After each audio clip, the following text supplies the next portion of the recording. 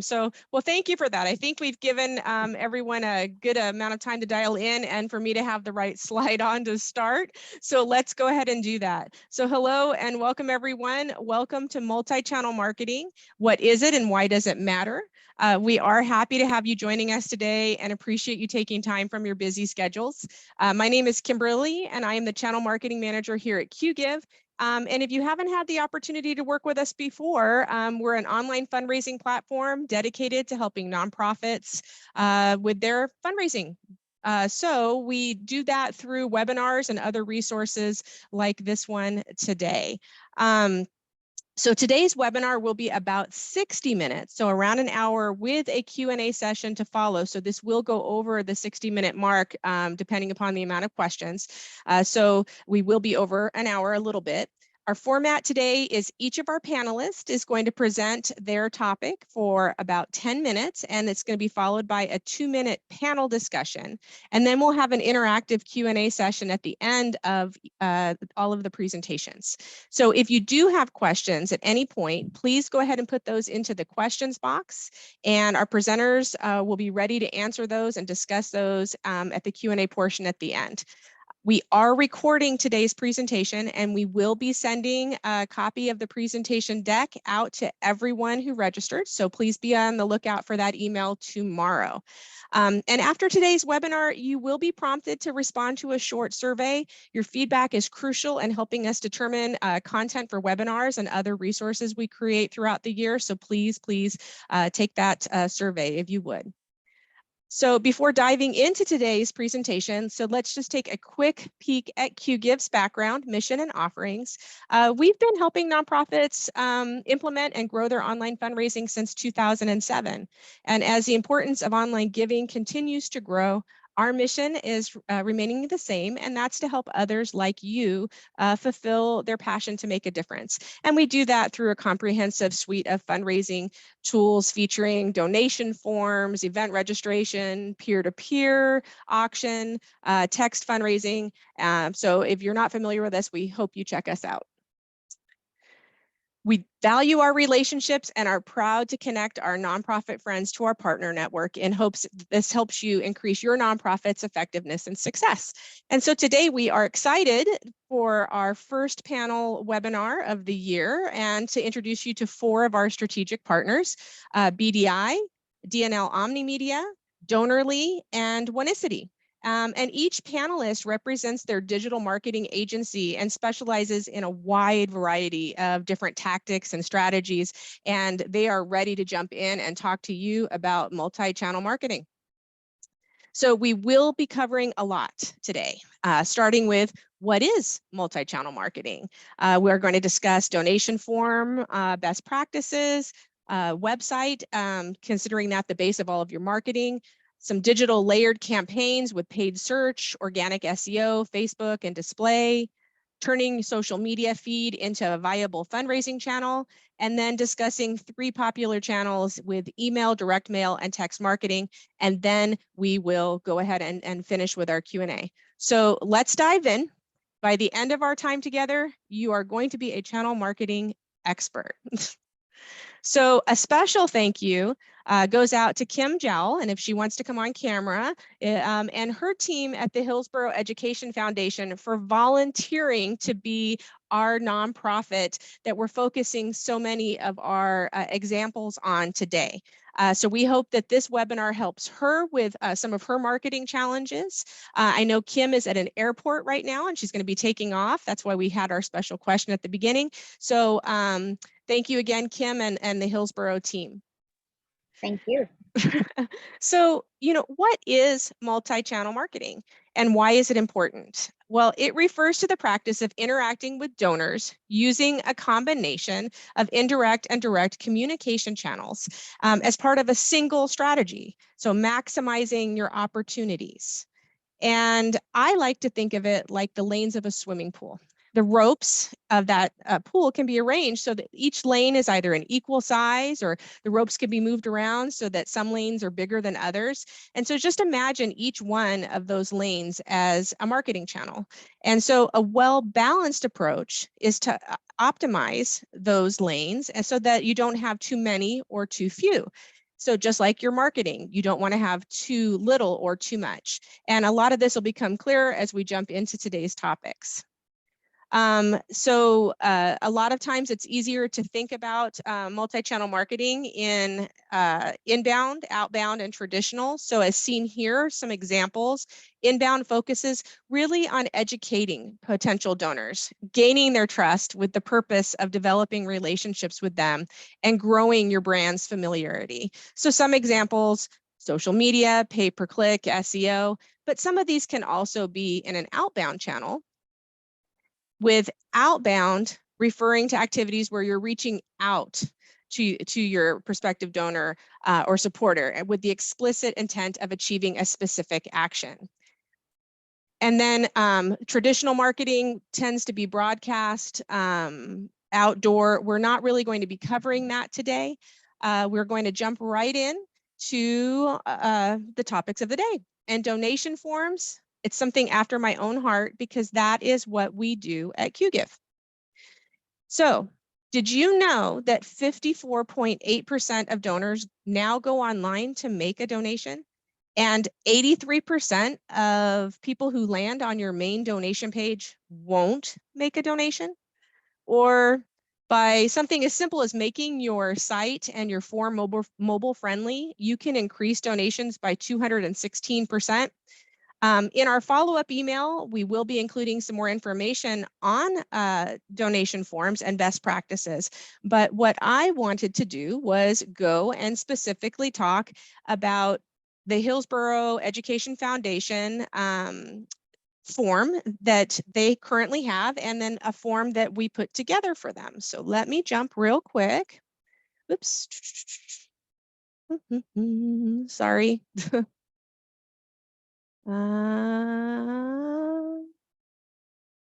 Okay, so can everyone see the current? Yes, okay, great. So as of right now, Hillsborough Education Foundation is doing some wonderful things. They have a website, which we'll be discussing. Whoops. Ah, boy. Technology works great when you are ready. So can you guys still see the form? Yay. So they're doing some great things here. They have a website, they have their donation form and their static button prominently displayed. They've got their branding carried through. There's some definitely good practices, but due to a couple different things, we wanted to kind of show what they have today and maybe a different way. So we went ahead and we developed the same form, but we wanted to kind of talk about some best practices. So leaving their branding in place, we decided that one of the best practices for donation forms is to make it simpler, make it easier for your donor. So breaking it up, chunking it so that it's short and easy. And it helps make sure that you don't have abandonment as much. So let's just say that we're going to go ahead and do a $250 donation here. We have a prompt to make it monthly, to make it recurring. We have the option of gift assist to help with processing fees. We can go ahead and pre-populate this, ask that my name not be shared publicly if perhaps I don't want it to be, but I can also put in prompts here to have people sign up for my email marketing, or if I had a promotion. It's a great thing. We do have credit card information here, but one of the other things is we can set up an account so people can go ahead and create a password if they know they're going to be donating again. Our forms are mobile optimized, making it very simple for donors, and organizations. We do all the work for you.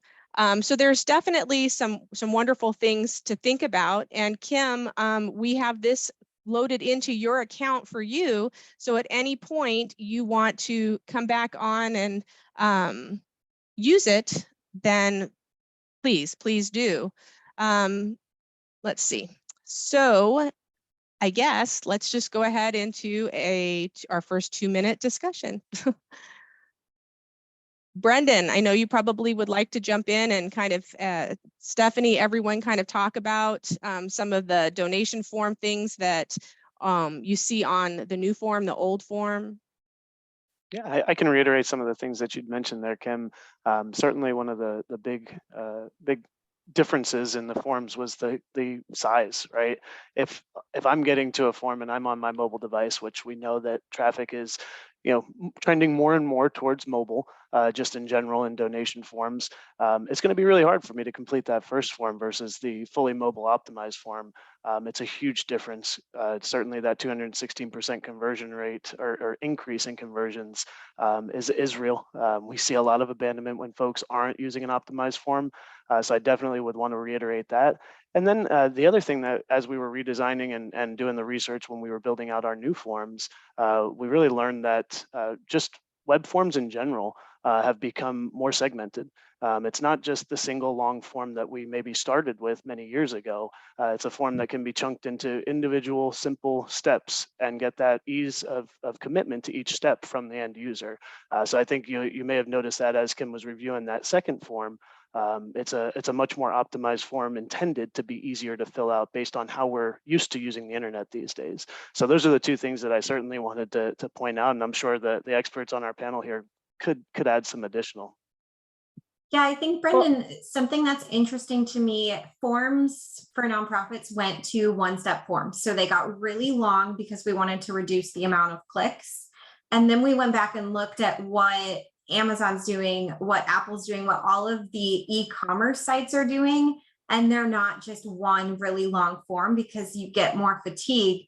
You get that satisfaction of, okay, I'm done with the first step when I make that click. Now this is the small section I have to, and then I'm done. So I feel like we made a shift from multi-step forms to single step, and now we're back to multi-step after a lot of A/B testing. Agreed. You said that very well, Hillary. Thank you. Well, thank you, Hillary. So I'm so glad that you're already on because we're going to jump to websites. And I did want to say that a website is the absolute basis of my opinion of all of your multi-channel marketing. You have to have a solid website. We are joined, as I mentioned, by Hillary. Hillary is stepping in for Carl, the managing partner at DNL, who was going to be joining us today, but unfortunately had a death in the family. So thank you, Hillary, for jumping in. And Hillary is the fundraising director of DNL Omni Media. And she and her team provide consultative strategy on data, mobile, digital, and technology projects for their nonprofit clients. So over to you, Hillary. And Kim, are you supposed to be sharing the screen? You may have. Oh, yay! Yeah. I am just having a great time today. As I said, we may have missed a slide. As I said, technology works when. Yes, it's nice to meet all of you, coming at you from St. Louis, Missouri, for me. But at DNL, we have 25 staffers of project managers, consultants, website designers, and developers, and we are located all across the country. It makes it so that we can cover all time zones for our nonprofit clients.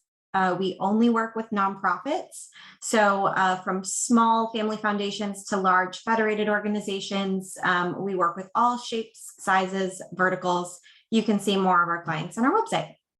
So the portion I'm covering today, I want to teach you a little bit about what a typical website redesign process should look like, what you should consider when you're doing a website redesign, how you can kind of ask yourself some of these questions ahead of time to save time and money when you go through this with a website agency.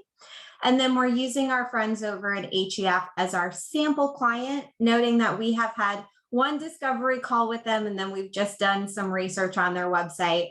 So a very minified version of a website design.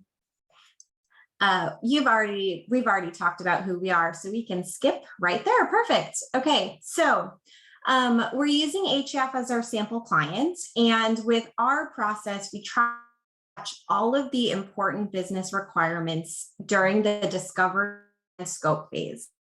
By catching as much as we can here and doing a lot of work in the wireframing stage, then we're able to make sure that we can not have as many change requests in the future.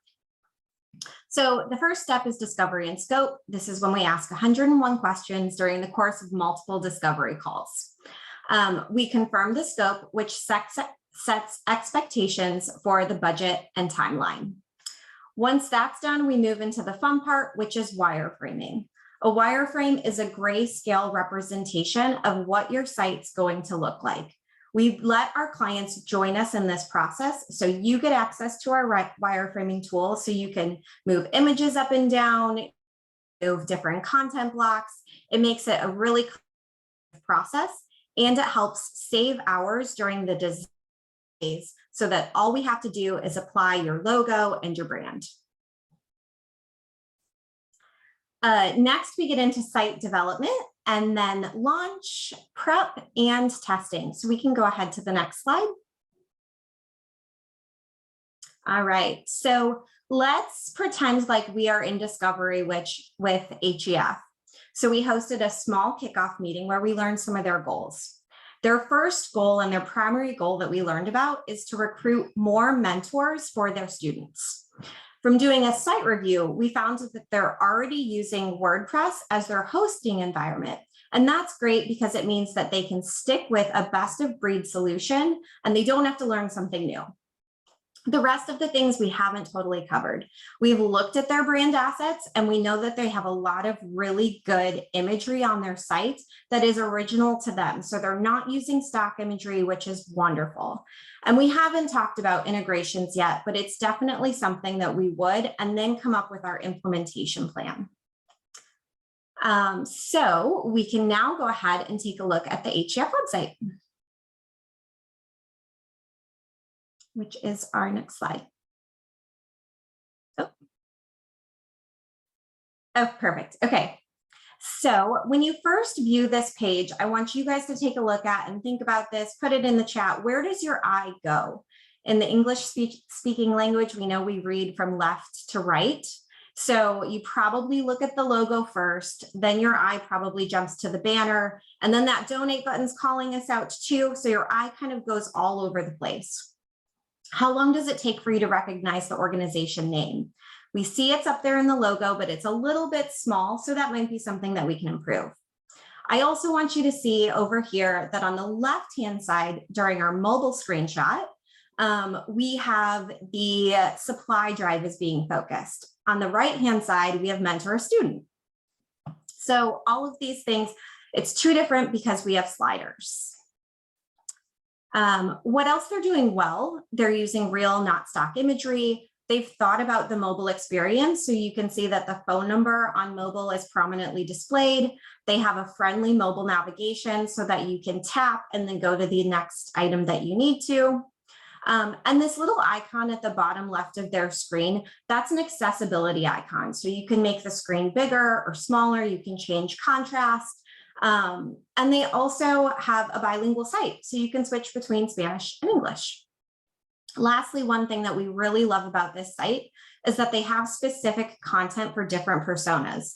So on the desktop site, you'll see tiny little links that say links for teachers and links for students.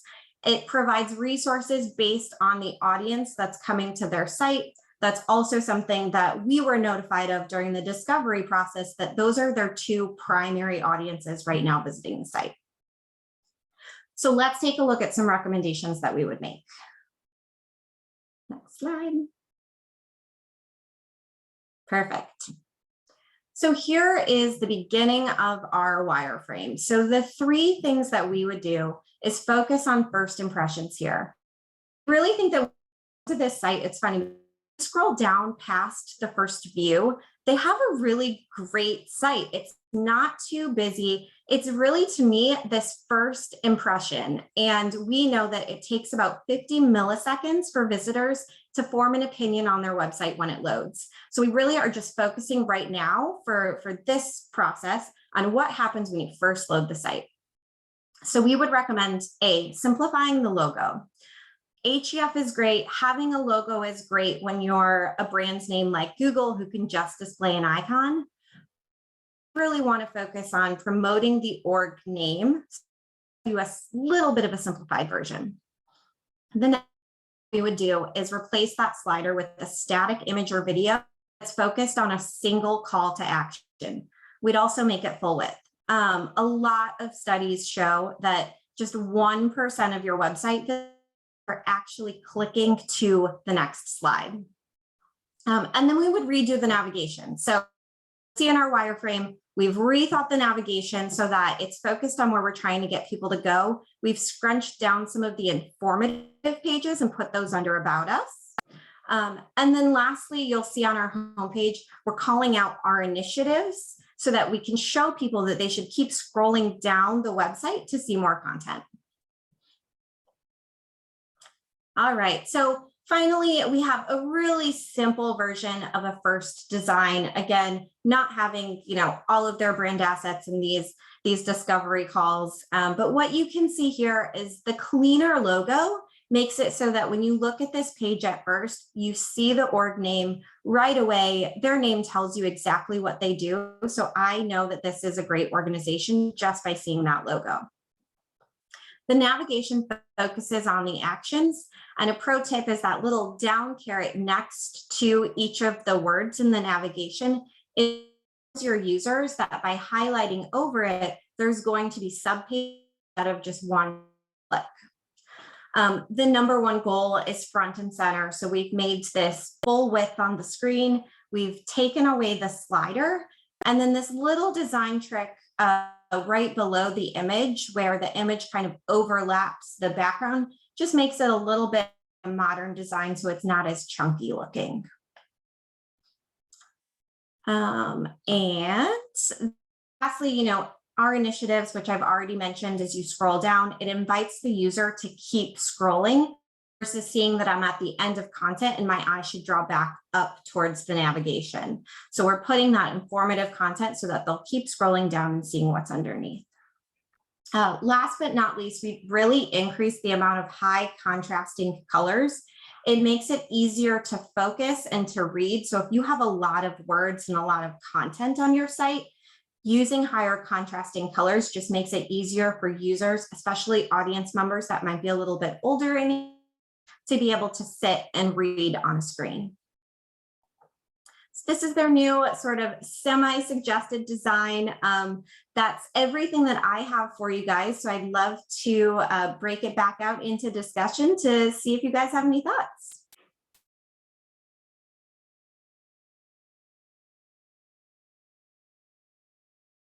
Wow. Kim Zhao, jump on in. What do you think? Yeah, I have lots of takeaways. So thank you. One of the things that, talked about is as a foundation, we have lots of different stakeholders, and it was probably the most time consuming was the discussion about who is our website built for. And so the teachers and students, while they're the frequent, we need the money. So that's kind of where we did. And continues to be a challenge for us. But I really love the boldness of the letters, just little things like that. And the scrolling page, I didn't have that information. So thank you very much. I have lots to talk with my team about already. Yeah, absolutely. And any of our other panelists, what did you think about the redesign idea? It was interesting for me to hear the take on the sliders, because I do see more and more of those, and I've always wondered, if they require interaction, like how frequently are they really utilized by the traffic? So I thought that was really enlightening. Yeah, we often find that a slider is a compromise to multiple departments being able to agree what the goal of the website is. And so instead of trying to get people to click, we now just try to get people to scroll. That's what we're used to doing on our phone. 60% of users are visiting from their phone, so they don't want to tap. They just are we're all used to endlessly scrolling. So that's what we're trying to get people to do. So we're just displaying the information in scroll versus click form. Yeah, and we'll do the same. I hear you on the compromise. We'll do the same thing. We agree with, we've removed the sliders from the main banner, but we'll bring that content down below the fold sometimes. So sometimes for those orgs that still want to have like the event banner slider, we'll just make sure we'll say, you know, let's bring it down then, and maybe not a huge slider, but a smaller one. So that's another way you can still provide the information, but as you were saying, present who the organization is right up front when someone lands on the page.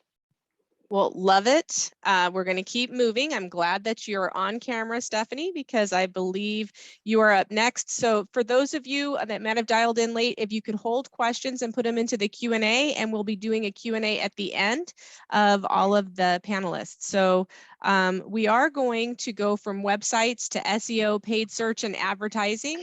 And Stephanie, who was just speaking, is our next presenter. So Stephanie Tippett, the Vice President of Digital Strategy at BDI, and Stephanie and the BDI team guide nonprofit clients through digital development and new media trends. And Stephanie, it's all over to you.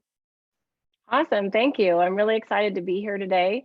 I've been with BDI for about 10 years and have had the privilege to build and grow our digital program into a full service program that provides support for website marketing and email marketing, analytics, paid media, paid search, and organic SEO. So digital has grown, as we all know, and it's a really exciting time to be in the field.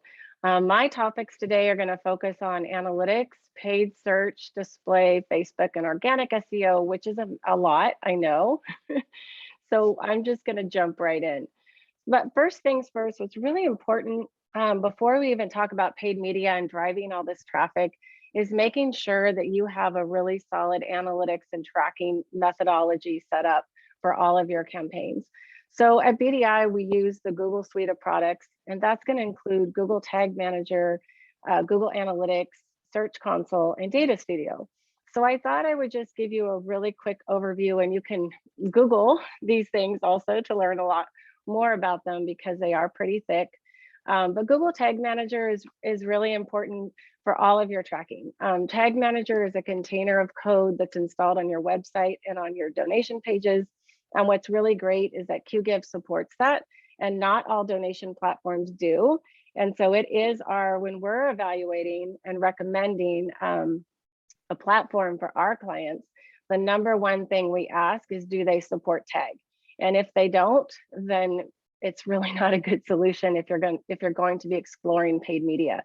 So QGIF does, which is awesome.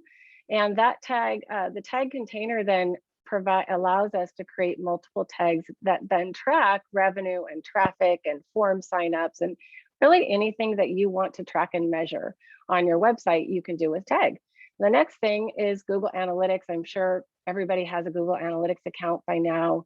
And analytics is used to track traffic and campaign metrics. The important thing here to know is that Google Analytics has a new version. It's the first time in many, many years that they have done it. It's called GA4. Right now, we're recommending that everybody installs GA4 as a new property on your Google Analytics dashboard, because in July of 2023, GA3 will no longer be tracking data. So we want everybody to have a year of running concurrent data streams so you can learn and measure how the two different platforms are now going to report data, and GA4 is quite different. So that's something that we would recommend to Hillsborough and to really anybody out there who does use analytics. The other thing really quick would be Google Search Console. This is something that you can turn on, and it's connected to your Google Analytics dashboard. And Search Console helps monitor, maintain, and troubleshoot your site's presence in Google search results. And the last thing we use is Data Studio. Personally, I really like it. Google Data Studio is a free analytic dashboard tool that you can use to not only connect to all of these different Google products, but you can also connect with a little bit of like a plugin, I'll call it, to like Facebook and Instagram and YouTube, and you can bring all that data in, and then you've got a chance to pull reports and review performance on all of your campaigns. And then the last thing that we also recommend before really building out a really robust paid media program is to do exactly what Hillary just did, which is a really thorough website audit. And you want to do a website audit just to confirm that your site is doing the job for which it's intended. And for a nonprofit, you want to make sure that you've got a really strong fundraising focused portion on your site, or fundraising focus overall on your site, with optimized donation pages that also Kim has talked about in using QGIve forms. And you want to make sure that's in place so that all this extra traffic that you're going to drive to the site through paid media has the best chance of converting to a donation. Because as she also stated in her stats, which I've also seen, is right now 17 to 20% is really what is happening on a conversion rate for a donation page.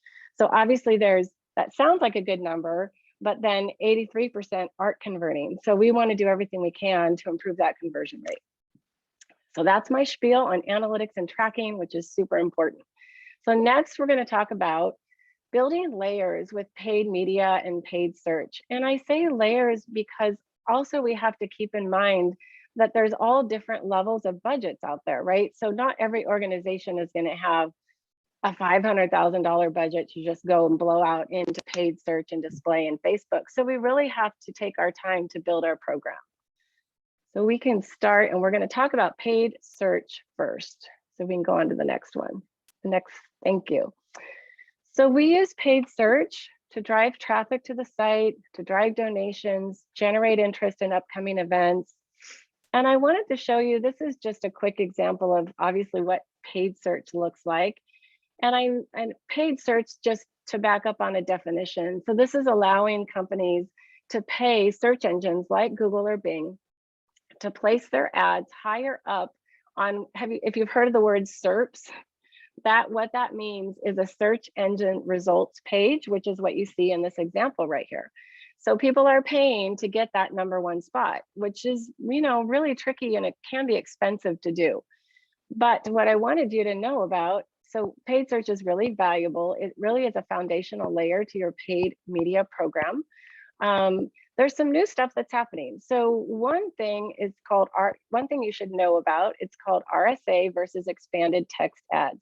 RSA are responsive search ads, and those actually are the only type of ads that you can now build in Google. They're not new. They've been around for a couple of years, and marketers have been exploring with them. But what's pretty cool about RSAs is that they are dynamic. So you can create up to 15 headlines and 4 descriptions for a single responsive search ad. And then Google does its job by automatically testing, as you can imagine, all the multiple different combinations and learns which combination performs best. So it's really similar to running dynamic ads in Facebook, which I'm sure probably a lot of you are also doing. The other thing that's really cool to do is image extensions. And in this example, you can see there's a photo that has been uploaded by this one organization alongside their text ad. And look at the difference in the search. Like, this is the only organization that's using it, but it really draws your eye to these other ads. And that's something that once you've had an account past 90 days, there's a few other stipulations, but for the most part, this is available to all accounts now. And you can upload an image. It has to be a straight image. It can't be an image with text overlay. But it is something that just needs to represent, the ad that you have, and it draws the eye in. And then the last thing I would say is be open to possibly working with a PPC specialist. So inside your organization, if you have the time and resource to have somebody get trained and spend time on your account to build your paid search, it's doable inside, but it is quite a tricky field, and it does take time to learn. And it's also not a one and done thing. So once you are building and working in your Google ads, and we'll talk later about Bing, but when you're doing all of that, it requires constant and regular maintenance. So yes, it can be done in-house, but it is also a pretty, it's a really great specialty to consider outsourcing. All right. So next, we're going to talk about the order.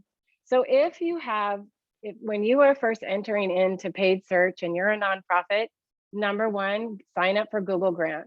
Google Grant for nonprofits is a really great program. And Google Grant offers $10,000 worth of free advertising credits a month to a nonprofit. So honestly, there's no reason why you wouldn't want to start there. It's really great to fundraise, to promote your organization, send people to your website, used for awareness, used for fundraising goals, used, to solicit volunteers, used to seek mentors, all of those things. It's a pretty phenomenal program. And if you're a local or regional organization, don't worry, you won't spend $10,000 a month in ad credit. But if you're a national organization, then you might have an opportunity if you're building out all those different ads. After Google Grant, then the next thing you want to do is bring in some paid. And the reason being would be Google does give priority to paid ads over grant. So meaning if you're vying for the same type of search keywords, if someone is paying for them over you bidding them through grant, they're going to be higher in placement on that page than you. So if you have a few keywords or Q ad searches that are really, really important to you, and you see that you're not getting them in grant, then paid could be the time that you want to bring that in. And as I mentioned, you can secure higher value search terms, but also you get remarketing, display, and YouTube ads, which you can't get in grant. And then after paid, I would add Bing. And we have had really good success with Bing. Now, Bing is a lower search volume, meaning not as many people are using Bing as they are using Google, but we have found it to provide a comparable ROI and conversion rate. It's comparable to Google, especially in the older demographic. So again, our layered approach would be Google Grant first, and then Google Paid, and then Bing.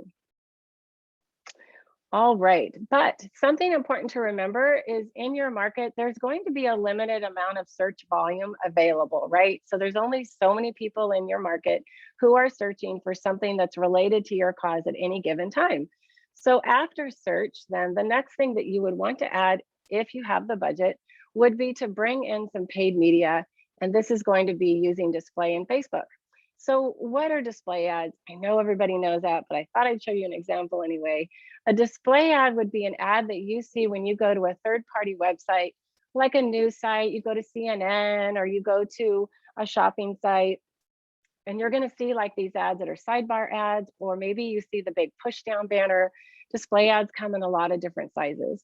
So display can be really great to build out your reach. And again, we use display, oops, go back, sorry, so we'll stay right here for one quick sec. So in display advertising, the first thing that we would recommend is you wanna have, if you can, you wanna have an annual, kind of an always on display ad that's the foundation really for your display strategy. And then you want, oh wow, am I already running out of time? All right, yeah, I gotta go fast. Okay, sorry, I said I had a lot of stuff to talk about. Okay, so in display, annual campaign, layer that on top with some campaign focused ads that can maybe be Giving Tuesday, year end, Thanksgiving. You wanna do retargeting. Geofencing is super cool. I love geofencing. It's when you can target a radius around a certain location, like a 1 to 5 mile radius, and you can target those guys with your ads. So that's a little bit in display. We'll keep going, and I'm going to talk fast. Something else I just wanted to hit on would be in display advertising, don't get hung up only on ROI. Display is yes, you want to raise revenue, but also that click-through rate to generate traffic. Video views is another important metric in display to consider. All right, we'll keep going. And last, creative formats. I wanted you to know you can do static ads, animated GIF ads, video ads, native ads. Native ads are the ads that appear inside a post or an article when you're reading and scrolling, and it's built to look like it's part of the story. And then of course, A/B testing. We're always A/B testing our creative, changing up our creative, measuring the results. Okay, Facebook ads. I know, as you guys all know, I'm going to just give you one little spiel and then I'll kick out of Facebook here. So paid Facebook, as you know, has changed. Everybody knows this. It's changed in 2021.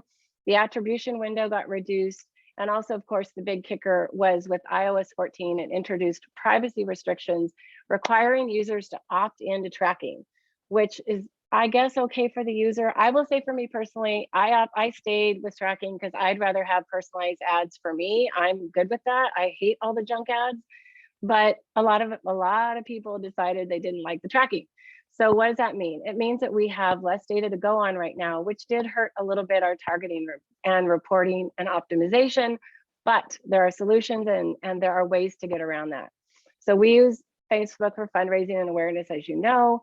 You also want to be building your multiple audiences. You can upload, I don't know if you knew this, but you can upload like your donor files and email files and volunteer files, all these files into Facebook you can load to target and then also build lookalike audiences. Next. And again, I would say the one thing I want to make sure y'all know is regarding Facebook tracking and measurement, because this is what you're going to read a lot about in the market. The one thing that we're doing right now is you want to turn on Conversions API. And if you're working with an outside media agency, just ask them about it. It is a way to help better optimize your campaigns. It's a way to combat what happened to us in 2021. It allows you to track conversions through your website server instead of through your customer's browser. So that's a really key one. Use Google Tag Manager. And again, use a donation platform that supports Google Tag Manager. Those are all really important things to note. This is just an example I was going to show y'all of what Google's Data Studio can do. This is one simple view. It shows you how we can view performance on different ad copies and different ad images. And then the next slide is going to just talk about the different types of creative you can use in Facebook. Dynamic ads is probably number one, which dynamic ads, as you know, you can do multiple images, multiple copy sets. Facebook uses AI and mixes it all up and presents users with the ad combination that it is showing will work the best. Video in Facebook, obviously everybody knows we need to be doing video. Carousel ads are great for multiple offer ads, like a gift catalog. Carousel works really great. Traffic ads can be used to warm up your audience before you hit your fundraising ads.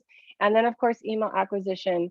We've been doing email acquisition in Facebook for a couple of years now using, sometimes we use like Unbounce as a platform, but also the Facebook lead form is showing really good promise with results. And I think my last thing is organic SEO, and I'll go super fast.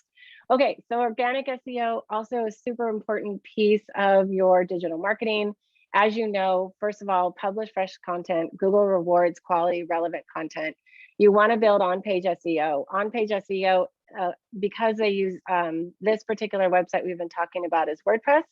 And I know that they already use Yoast, and the Yoast plugin is great, and it does help you find that keyword. You want to have your keyword in your headline 3 or 4 times on a page. You also want to do off-page SEO, which is really important. Off-page SEO, just I do want to emphasize one thing about that. That is backlinks, and backlinks is actually pretty much the number one thing metric in determining page authority and domain authority. And backlinks could be when you trade a post like with QGive, or you trade a post with another business partner. If that organization also has a high domain authority, it's going to help yours. Last thing I would say is make sure you've created your Google business profile. When I did do a search for Hillsborough, I didn't find one. I don't want to say you don't have it, but I searched a couple different ways and I didn't see it. So if you don't have a Google business profile, I would definitely go in and set that up. It's super simple and we could walk you through that. And that's my spiel. Thank you for letting me spend a little extra time. There's a lot here to cover. You know, it was some incredible information. I know we do have some questions. Because we went a little over, we aren't going to do the panel discussion, Okay. our 2 minutes there, but we'll answer questions at the end. And as a reminder, everyone will be getting a copy of this deck, because I know we went through some of that very, very quickly. So moving over to social media with our next panelist.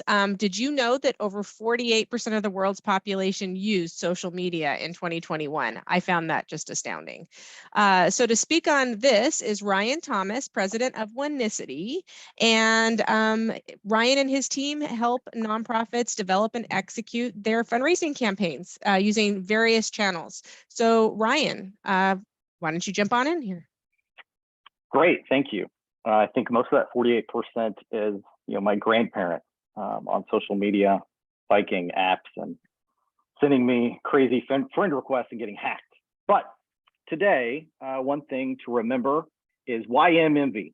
If you've researched cars, if you've shopped for a car, you may have seen that acronym before, and it means your mileage may vary.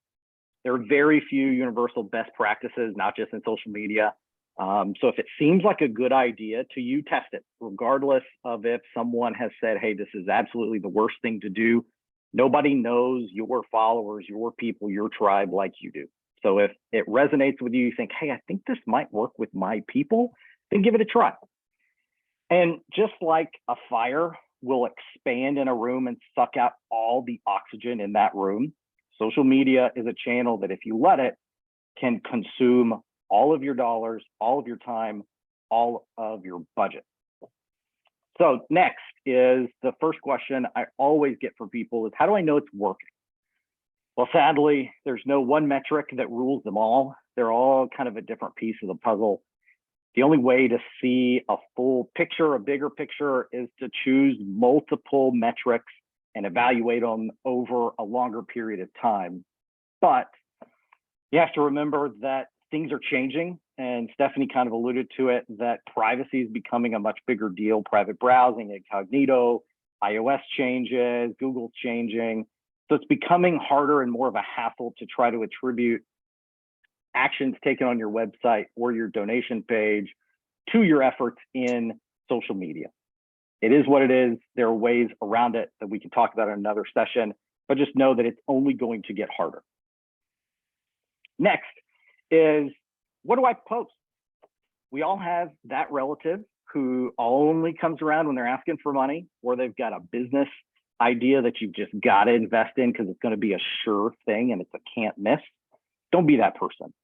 People follow you for a reason, and it's what you're doing in the world. And you can and should ask for money on social media and ask people to become donors, but build up to it.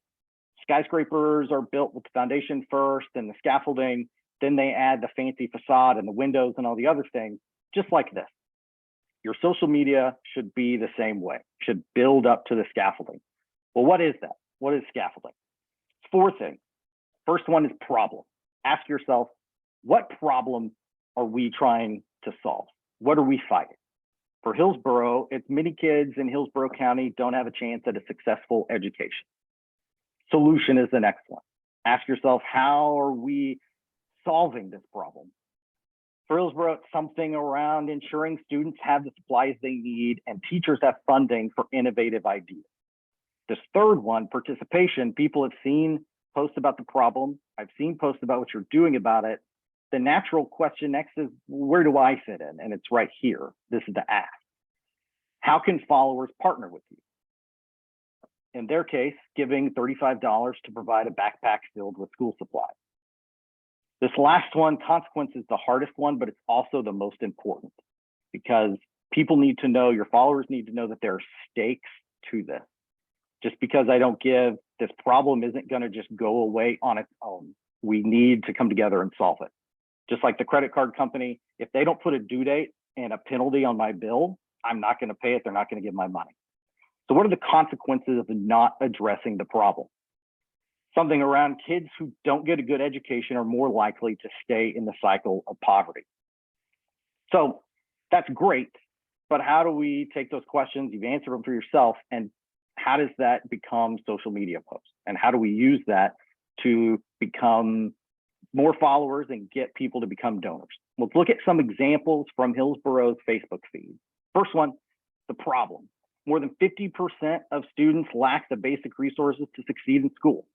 That is a wonderful example, and it tells me exactly why you exist and what you're fighting for. My suggestion here would be to not bury it in the second paragraph under a corporate volunteer validation post. Otherwise, you say exactly what you need to say, and it's perfect. Next, let's look at solution. We have 2 here. On the left-hand side, the application window is open for grants that fund teachers' ideas. It shows not only how you're helping teachers, but they have multiple audiences like we talked about before, and it shows these other audiences that you don't just talk the talk, but you walk the walk. So this is a perfect example of showing people how you are doing that solution of what you're doing in the world. On the right-hand side, we have the Crayola, crayon paragraph emoji, and the scissors emoji. In those paragraphs, teachers are able to shop for school supplies twice a semester, and because of donors, able to give out $4.1 million in supplies. That is an amazing thing to communicate to people about the scope of what you're doing. And I would just leave it at that. Now, you have calls to action here later in the post, and there's 3 calls to action.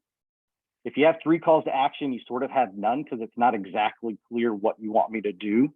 So my first recommendation would be, don't have a call to action on this solution post. But if you do need to have a call to action, I would make 3 versions of this post and tie 1 call to action to each and post those separately. So after somebody has seen the problem, they've seen what you're doing about it, the natural question is, okay, well, where do I fit in? Well, it's right here. There are 7 days left in the school year, and the summer slide is when kids' academic progress usually slows. But you can help. The donation of $700 or $60 a month will provide a student with a laptop, which the family keeps, and internet access for a year. This is phenomenal. You've got a little bit of the problem, you've got a little bit of what your solution is, how you fight that, and then in a paragraph all on its own, so it stands out to somebody scrolling on their phone, what they can do about it. And then a clear, succinct call to action with that link. Phenomenal way to do that. And then next, the hardest one, the consequence. I didn't see one when I scrolled through your feed. Doesn't mean you didn't have one, I just didn't see it. So I made up my own. The words probably aren't exactly right, but it gets the point across. Without the programs that your gifts make possible, more than half of kids in Hillsborough County Public Schools would be without the tools they need to succeed in school.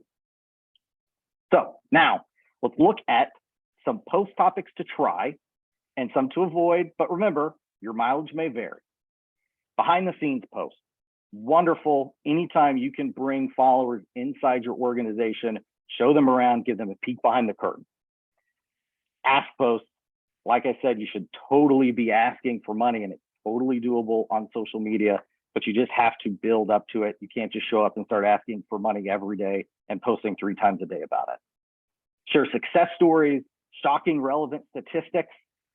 Infographics are a wonderful way to share a lot of data without just posting a list of numbers that, if you're like me, your eyes glaze over, they start to bleed, and you're just going to scroll past the list of numbers as quickly as you can. Hashtags like Thankful Thursday are a great way to shout out and validate volunteers or community groups that come and help out around. Great thing to do. Next, urgent need for items or urgent need for donations. There are times when items or financial donations are more important this week or today than they are at other times. And because of the tight cycle between putting that word out, somebody being able to take an action and help you, social media is a perfect way to share that information and let people step in and be a superhero. Live video is great, but when you can go live, algorithms boost that. There's a little bit of psychological FOMO that people have of, oh, this is happening right now. I've got to make sure I don't miss out. It just works really, really well. And calling for volunteers. Volunteering is another way that people can lean in and learn more about your mission. And social media is an easy way to show people how much fun it is, what's going to happen, and give them a link to go to start that process. Now, here are 3 posts that you should avoid. Posts without any tie-in at all to your mission. People follow you for a reason. That doesn't mean you can't have personality, but try to stay laser focused on why people gave you that follow in the first place. Engagement baiting is a tactic that some accounts will use that say, hey, comment A or B or chocolate and vanilla or blue or green in the comments to artificially increase the number of comments they have on that post. And it's not really organic. And the better way to do it is to just ask people for their organic and unique thought or opinion. And you're not going to have as many comments on that post, but what you have is going to be more impactful to somebody who's looking and seeing that. And then the last one is trends. It's going to be tempting to hop on the latest dance craze or the challenge that's going around, but you're going to spend so much time getting those dance moves just right, the music perfect, and all of it for a post that really doesn't have to do with why people follow you in the first place. And if you show people on social media the problem that exists in the world that you're fighting against, what you're doing about it with your solution, how they fit into this, and how they can partner with you to make that solution happen, and what happens when they don't, your social media following is going to grow, and it's incredibly easy to turn them into donors. That's it. So thank you, Ryan. To make up a few minutes, we're going to skip the discussion for the rest of the format today. That was my plan the whole time. But we're going to address everything in Q&A. So Our last presenter is, last but not least, we've got Scott from Donorly about to talk to us about the fun channels of email, direct mail, and text marketing. So Scott, why don't you jump on in here? Thanks so much, Kim. Thanks for having us. I'm a senior consultant with Donorly. We empower nonprofits to fundraise beyond their size by underpinning all of our work with donor research and as well as staffing support for nonprofits who are having trouble getting their annual tasks done. We can help them do that and fill out staffing needs from soup to nuts, as they say. I wanted to talk about some of these tried and true methods, such as email and direct mail, and we're also going to cover text messaging here. You can go to the next slide. So what we know about email is that it's really cheap and immediate. There's few unpredictable elements. It's easy to track engagement. Most email software contains data analytics, so you can evaluate what's working. This is particularly useful if you're A/B testing subject lines and tone color of your communications to discover what works best with your donors. Every organization is unique. Hillsborough is certainly a unique organization, and the donor culture that develops somewhat organically and somewhat intentionally can be monitored, and you can adjust your messaging accordingly to find what works. It's also a really reliable channel for non-fundraising touch points. Just like my colleague at One City mentioned, you don't want to be the person who's only showing up to ask for money. And every nonprofit is, most nonprofits are doing incredibly valuable work. You want to communicate your successes and challenges in a way that isn't always tied to an ask, and email is a really reliable channel for doing that. It's also a really great way to segment by donor interests. National nonprofits can focus certain appeals geographically.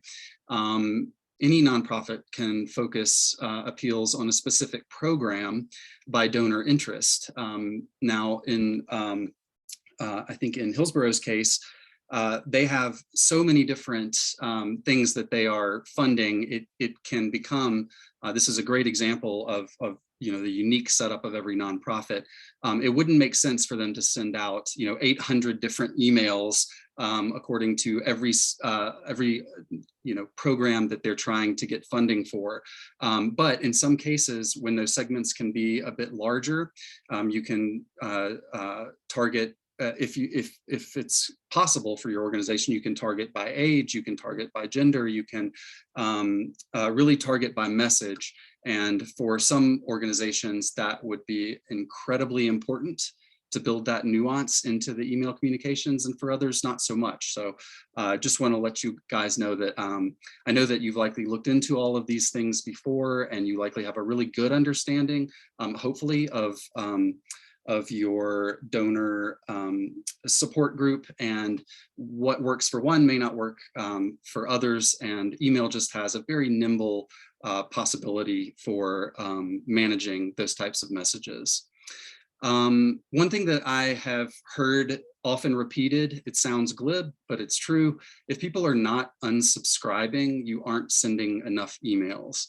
I think that there is sometimes a voice within the nonprofit staff somewhere that is very shy about communicating, and they don't want to offend anybody and they don't want to annoy anybody, but you really do need to lean into it and find where that edge is. It's okay if someone unsubscribes. You're going to lose some followers over the years as they consider their own personal priorities. And if you're not communicating, that's actually a bigger issue, I think, that carries much more risk than people who are just unsubscribing and as things in their personal life shift and change. One thing that I like to do with my clients is as I mentioned, in the spirit of communicating without soliciting, is keeping solicitations separate from newsletters.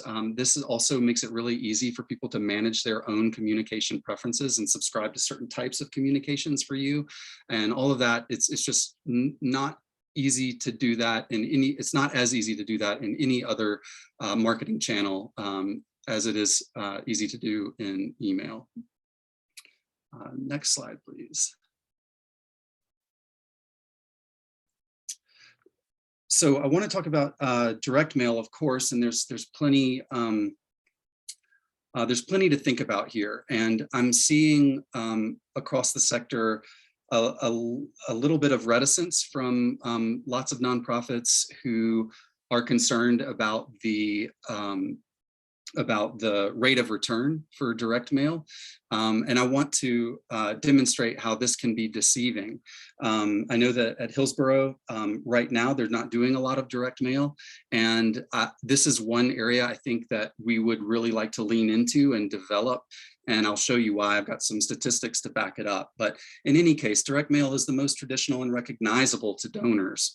It cuts through cluttered email inboxes. So you're going to send emails, but sometimes I know that when I log into my email inbox, I've got 30 new messages today, and I'm not going to read one of them because they don't, for whatever reason, they're not hitting me. But then if I notice something in my mail that might actually bring my attention to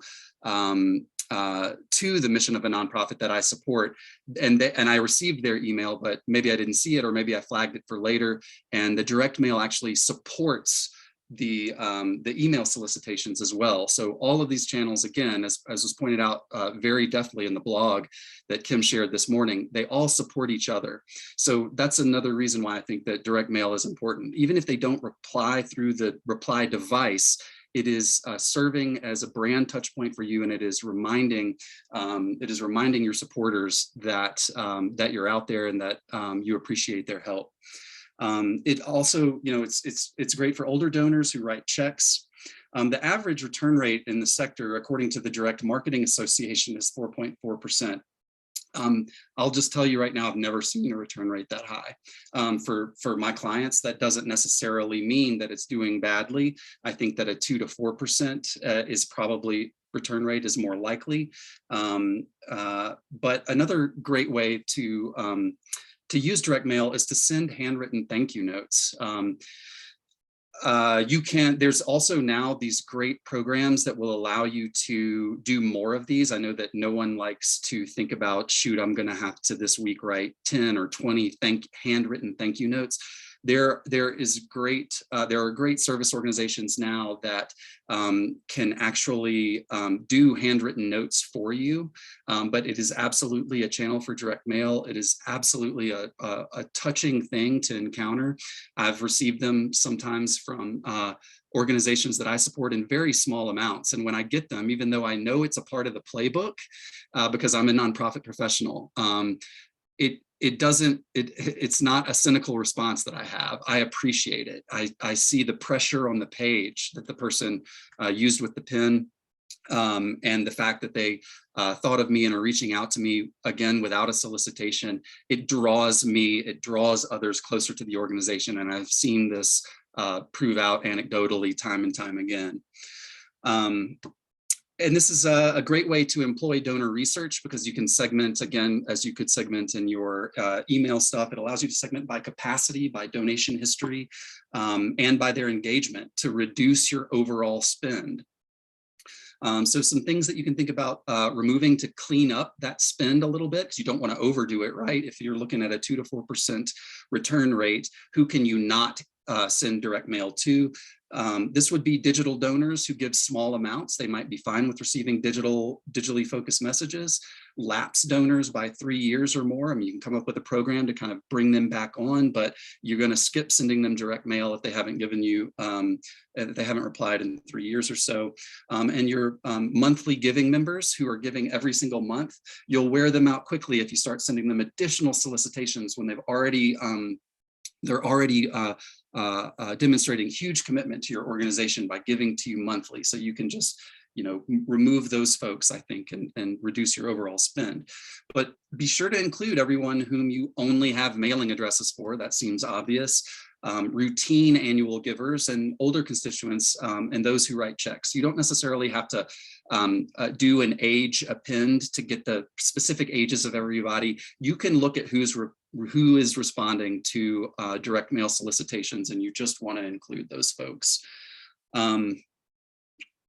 Include digital options in the mailer. This is something that I've started doing with our clients in the last 3 years. This is great because there's a lot of people who maybe don't want to lick another stamp, or they don't want to deal with the tactile thing of filling out the form, stuffing it in the envelope, licking the stamp, sending it in the mail. If you have on that solicitation a QR code, works great. And they can scan it with their mobile device. It's something that, as has been pointed out, more and more people are adept at doing. They might just skip the return mail and go directly to the QR code. People appreciate that. And that way you're actually embedding a little bit of digital into your direct mail, and can provide an easy way and a quicker way to donate for your audience. And some NPOs, moving away from putting the credit card number fields in the reply device. I think generally speaking, that's a good idea. We have some clients who absolutely want to continue to include it, even though they don't get a lot of people handwriting their credit cards on there. I really think that the QR code in the future is how you can get around that. Next slide, please. So here's a good example of why I think, and I would provide this example to Hillsborough and other clients who are not currently using as much direct mail. This is from one of the clients that I work on directly. We mailed 17,000 letters last year, and just in the end of year. That doesn't include the spring campaign, but on that one initiative, we mailed 17,000 letters. We got 408 replies by the reply devices. That's only a 2.4% reply rate. So if you're just looking at that number, you're thinking, wow, that's terrible. However, let's take a look at the brass tacks here. Mail appeal cost was $18,756. We raised, only through the reply devices, and this is an important thing I'm going to come back to, $136,000. That's a 625% ROI. That's an investment gain of $117,000. Direct mail is still very valid and important. Now, one thing I want to say, I had this realization 3 years ago. I received some direct mail. I don't check, like my mail sort of piles up, right? Most of it is junk. However, I got to look through it, and I'm going to process it, once a week or so. I had two, in December, I had two solicitations from nonprofits that I love and that I support in small amounts, $25, $50, whatever a year. I saw those letters and I realized I hadn't seen their email. That doesn't mean they didn't send it, but I took those letters and I took it downstairs. I didn't even open them. I went to the website and I made the donation that I always made. Now, you have a lot of people who are going to be doing this, and that makes tracking the ROI on this sometimes a little bit tricky. On this particular mailer, we had more than 1,000 people who not only received the direct mail, they also received the email. They didn't reply through either one of those devices, and yet they went to our website and they made a donation anyway. So you want to keep that in mind. But I still think direct mail is nowhere near dead. I could never get on board for that kind of a statement. Next thing here. So text messaging, I think this can be simplified. This gets people's dander up a lot. Oh, I don't want to text message people. That's probably something worth considering, when and how you do it. I found that it's most successful as an inbound text messaging thing. When we have radio and TV campaigns going for a nonprofit client, providing a text mechanism for people to respond is much easier than having a person on the radio or a person on television say, go to this website, and then the person has to navigate. Just say, text this keyword phrase, and QGIV has a great mechanism for this. And they can do it right there, sitting on their couch, watching the TV or whatever. So inbound text messaging is wonderful and should definitely be used any and every time there's an opportunity for it. This could be at your events, at a golf event, or at a parade. If you're taking part in a parade, you can have a text to donate sign, on the float or something like that. This is inbound. For outbound text messaging, this is where you got to be really careful about when you're sending out text messages. What are you doing it for? Solicitations, I personally don't do it a lot for outbound text messaging solicitation. There's a lot of competition from the activist space and political candidates. Creates a lot of fatigue. So we do one outbound text message per year as a reminder on December 31st to all of our donors who have opted in or not opted out. And QGive makes all those mechanisms very simple for your donors to be able to do that. If you would obviously want to include some mechanism to complete the donation. If you're using QGive, that's handled for you. Opt-out info is a must. They've got to have a way to get out of that. You can put those opt-out options on the website if you have the space for it. Analyze donor response with some emotional detachment. You're going to hear from at least one person who says, I can't believe you texted me, a board member maybe, I don't know.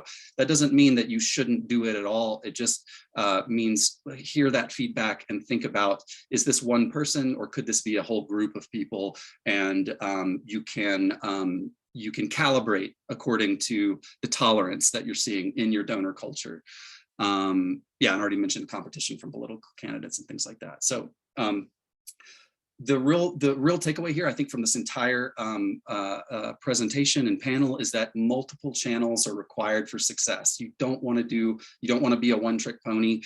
You've got to be able to have that message get to your prospective supporters in some kind of way: email, website, SEO, direct mail. All of these things, they inform each other, and they're all sails on the big ship that is your mission. And you want to make sure that when the wind is up, you have all those sails down. You want to make sure that the channels are provide a unified message. You're not telling one people this through social media and have a completely different tone in your direct mail. Those are just thoughts that you need to puzzle out. And thoughtful list maintenance, always really important. The way that you segment things. Who are you sending solicitations to? Or, for instance, are you soliciting people who haven't replied to you in 4 or 5 years? Just not necessary. Are you looking at your list and making sure that you're catching everyone? Are you accidentally leaving out your board members from solicitations? These are real basic things, I know, but it just shows that you really have to be thoughtful about your list management. And for us, donor research underpins all of this stuff. Analyzed by a human, informed by your donor relationships, that it underpins a lot of decisions around segmenting, messaging, the timing of solicitation. And it's perhaps the easiest way to level up your entire solicitation strategy, to maximize each channel and make sure that you're applying it in ways that make sense for your organization. Well, thank you, Scott. That was a lot. And again, we're going to jump straight to questions. So I know we've just combined everything here at the end. We did have some questions. I have learned so much from each of you. So I'm just ecstatic to jump right in. So this is for all of you. Anyone who wants to jump in. I know Stephanie may, because she brought it up, but Marcy asked about GA4 versus GA3. We recently added 4, and we're noticing that 3 typically will have slightly higher numbers than 4. Is there anything to your knowledge that isn't being tracked from one to the other? Right, that's a really great question. I would say, for us, we're also just in the beginning phases of comparing the data. So I'm so excited to hear that she's already doing that. And we have a coworker of mine actually just went to a conference way over my head all about GA4. And they did talk about it does track data differently, and that we will not see the same numbers. They will be different. But also I know that the tags have to be created a little bit differently in GA4 than they do in GA3. So if you're looking for the exact number of sessions, like let's say in GA4 and GA3, they will be different. But we're also, I don't have experience yet enough to know what that's going to look like, but it's why we are looking at that going forward into the next 12 months. Well, great. I hope that helps you, Marcy. let's see, Meredith, for GTM, where would you recommend inputting triggers within QGIve forms? As an example, submission page, submit button, link, click. Anyone? Is that It's is for that a anyone. question? Is that a question? Yeah, go ahead. Is that a Yeah. question for you or for me or for us? Stephanie or anyone else who'd like to jump in on answering Meredith's question. I think it was put in pretty early on, so I think it might have been in because of something in your presentation, Stephanie or Hillary. Okay. Yeah, so I will say we do have to create tag. So you create a tag that is held then in the container. So on the QGIve form itself, well, not even on, I actually would have to back up. I think that on QGIve you accept it on a platform level, correct? Your tag manager code, and we're not putting it actually on every single page. Anyway, Brendan? I think that's how it works. Okay. I'm honestly not sure. I'm really leaning on you all as the experts. Oh, I don't okay, do too okay. much work with Google Tag Manager, and hence the reason that we have such great partners in that, So in that usually- portion. Okay. Usually with this, Stephanie, I can help. We watch for a click event. And so in like from within the button, there's going to be an ID and we look for the ID and that will fire something off to GTM, whether it's they've moved to the next step or they've completed the gift. Right, right. And something that's really cool that we're going to be we're doing this fall is kind of an abandoned cart idea. And I think we're going to be able to do that with QGIV's form, which is pretty cool because you can select what trigger, like where they are in the form to then decide it's an abandoned cart. So that's kind of something new that we're going to be trying as well. Love it. So Marcy has asked, for paid ads, are you allowed to upload images if you're using Google Grant? What difference are you seeing between Google Grant paid ads versus standard Google ads? Yes, you can use image extensions. And I don't want to hog all this, so I'll just be real quick. But yes, you can use image extensions. And we see great results on Grant for fundraising. That's definitely where we focus. That's how we use Grant first, is for fundraising. But I'll let any other panelists, I know you guys all do this as well. Does anybody else want to speak into that? Yeah, I agree with you, Stephanie. It's a good thing to do. It's a little bit of an extra step, slightly more work, but the benefit we see from our clients is well worth the few minutes of effort. Okay, well, hopefully that helps. We have a question here. Larry, are creating custom social media share images, cards for pages, especially for events, worthwhile? Getting them formatted right now can be a pain in the butt. I don't think Canva has a preset format for that yet. Thoughts on that, folks? I would say, you know, if it's a pain in the butt and you're not seeing a lot of positive response from it, there's probably another way to accomplish that same goal that is going to be a little bit smoother.